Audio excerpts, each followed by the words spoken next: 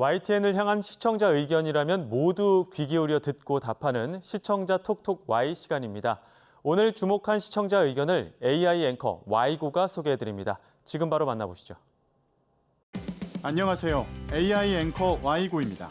오늘의 첫 번째 주제는 상습 음주운전에 대한 시청자 의견을 들어봤습니다. 자세한 내용 지금 바로 보시죠.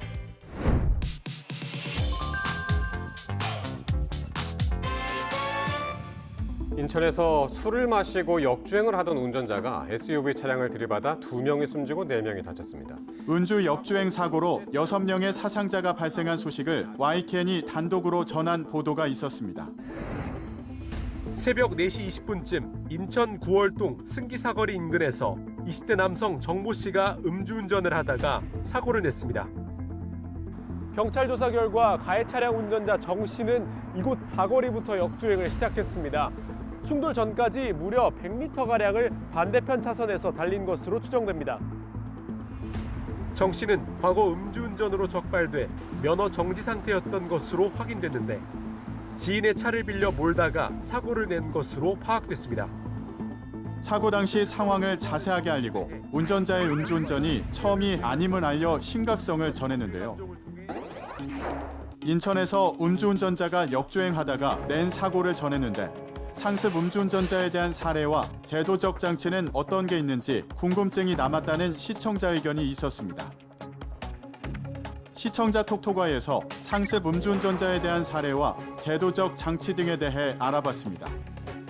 올해 4월 부산 기장경찰서는 도로교통법 위반 혐의로 60대 남성 A씨와 50대 남성 B씨를 입건했습니다. A씨는 상습 음주운전 무면허 운전으로 재판과 수사를 받는 상태에서 또 범행했으며 이미 음주운전 8건, 무면허 운전 등 4건의 전과가 있었는데요. B씨는 음주운전 6건, 무면허 운전 1건 등 같은 혐의의 전과가 있었고 집행유예 기간에 또다시 음주운전을 하다가 단속됐다고 합니다. 상습 음주운전자는 기준에 따라 차량을 압수당할 수 있는데요.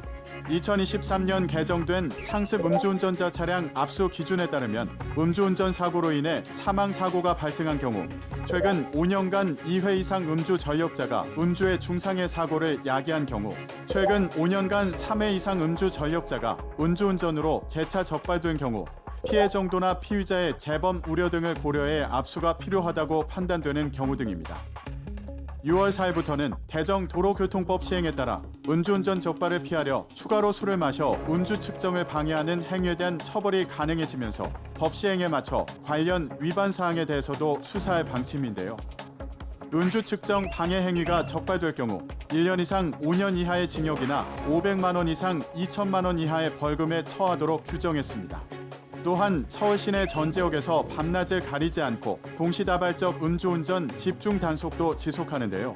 주간에는 초등학교 등교 시간대 어린이 보호구역을 중점으로 야간에는 유흥 번화가 진출로 자동차 전용도로 진출입로 등 음주운전 및 사고 우려 지점 위주로 단속을 실시한다고 합니다.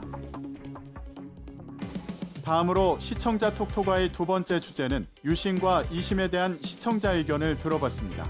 어떤 내용을 담고 있는지 이어서 확인해 보시죠.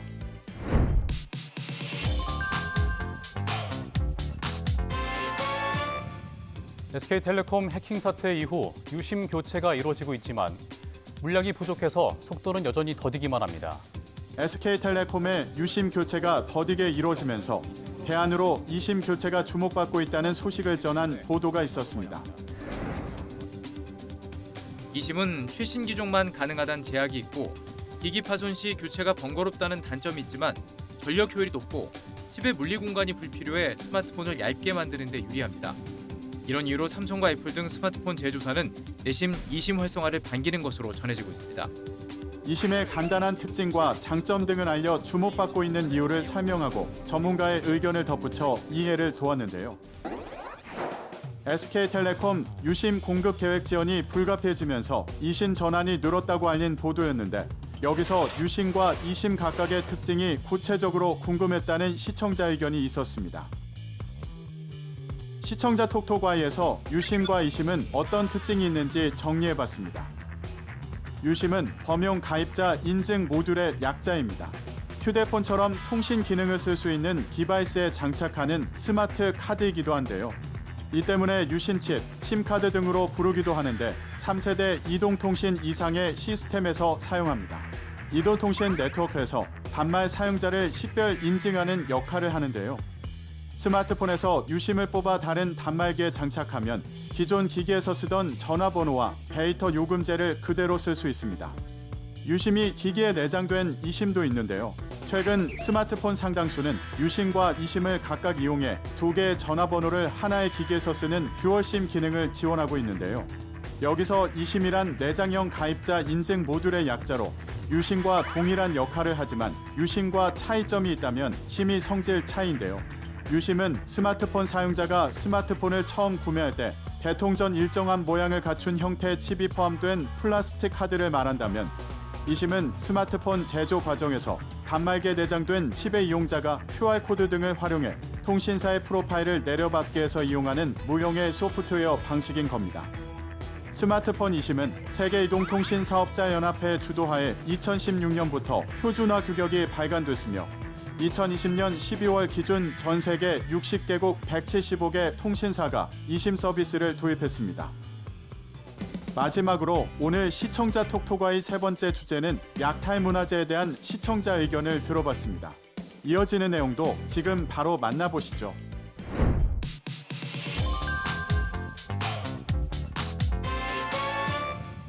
긴 법적 분쟁 끝에 일본의 소유권이 인정된 고려시대 불상이 100일간의 고향 방문을 마치고 일본으로 떠났습니다.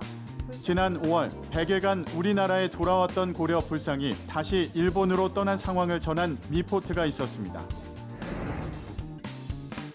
부석사는 불상의 외구 약탈 사실과 긴 법적 다툼 끝에 일본으로 가게 된 과정 등을 기록으로 남겨 후대에 전할 계획입니다. 또 우리 선조의 유해가 묻힌 무덤의 흙을 가져와 추모 공간을 마련하고 약탈 추정 문화재들의 환수를 위한 노력도 계속 이어나갈 것이라고 강조했습니다. 이번 사례를 잘 기록해 후대에 전할 것임을 알리고 약탈된 문화재 환수를 위한 노력을 이어갈 것임을 전했는데요. 고려 금동 관세음보살 좌상이 일본으로 다시 돌아간 소식을 알렸는데 관련해 약탈당했던 문화재가 본국으로 되돌아간 사례 등이 궁금했다는 시청자 의견이 있었습니다. 자세한 내용을 보충하기 위해 시청자 톡톡아이에서 약탈당한 문화재가 돌아간 사례를 알아봅니다. 지난 2022년 미국 로스앤젤레스의 게티 박물관은 이탈리아에서 약탈한 유물 4점을 반환하겠다고 발표했습니다. 반환 유물은 그리스 신화 속 인물을 본뜬 조각상으로 대략 기원전 300년 지금의 이탈리아 로마에서 제작한 것으로 추측하는데요. 박물관 정책에 따르면 유물이 도난당했거나 불법적으로 발굴했다는 사실이 드러나면 고국으로 반환해야 합니다. 국제적 인식이 달라지며 약탈한 유물을 고국으로 돌려보내는 현상이 흔해지고 있다고 하는데요. 정부 차원에서 약탈 유물 반환 정책을 펼치고 있는 뉴욕은 크메르 왕국에서 약탈한 유물 30여 점을 캄보디아에 반환했습니다. 같은 시기 영국 런던의 호니먼 박물관은 아프리카 베냉 왕국에서 훔친 청동 유물 72점을 나이지리아에 돌려줬는데요. 독일은 식민주의 잔재를 없애기 위해 2021년 1000여 점의 약탈 유물을 고국으로 반환하기로 약속했습니다. 국외 소재 문화재 재단에 따르면 외국에 있는 것으로 추산되는 우리 국가유산은 2024년 기준 24만여 점이라고 하는데요. 일본에 가장 많은 10만여 점이 있다고 합니다. 우리나라와 일본도 양국이 여러 차례 협정을 맺고 국가유산을 인도하기도 했는데요. 실제 1991년 영친왕 복식비, 2005년 복관대첩비, 2010년 조선왕실 의궤 81종 168책 등이 돌아온 사례가 있습니다. YTN 방송의 부족한 부분을 채우는 시청자 톡톡아이 시간. 다음 주도 다양한 시청자 의견과 함께 돌아오겠습니다.